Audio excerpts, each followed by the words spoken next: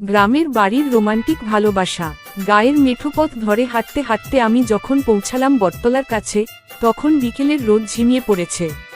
হঠাৎ করেই ঝিরিঝিরি বাতাসে শাড়ির আঁচল উড়িয়ে তিন্নি এসে দাঁড়ালো আমার সামনে। হাসিটা এখনো আগের মতোই নিষ্পাপ, চোখে মায়ার ছোঁয়া। চাইয়া কি দেখছো এভাবে?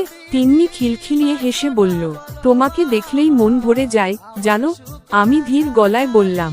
তিন্নি লজ্জায় মাথা নিচু করল। গ্রামের মেয়েদের এই লজ্জাই তো সবচেয়ে সুন্দর। আমি কাছে গিয়ে বললাম, তুমি কি জানো, আমি এক মুহূর্তও থাকতে পারি না তোমাকে ছাড়া। সে একবার আমার দিকে তাকালো, তারপর চোখ নামিয়ে নিয়ে বলল, তাহলে এতদিন কেন শহরে পড়েছিলে? আমি দীর্ঘশ্বাস ফেললাম। পড়াশোনার জন্য শহরে থাকতে হয়েছিল, কিন্তু মন পড়ে থাকতো এই গ্রামের পথে, এই বটগাছের ছায়ায়, আর সবচেয়ে বেশি পড়ে থাকতো তিন্নির চোখের গভীরে। এবার আর কোথাও যাব না তিন্নি, এই নদীর ধারে, মাঠের সবুজে, তোমার হাসির মধ্যে বাকি জীবনটা কাটিয়ে দিতে চাই। তিন্নি কিছু বলল না, শুধু আমার হাতটা আলতো করে ধরল।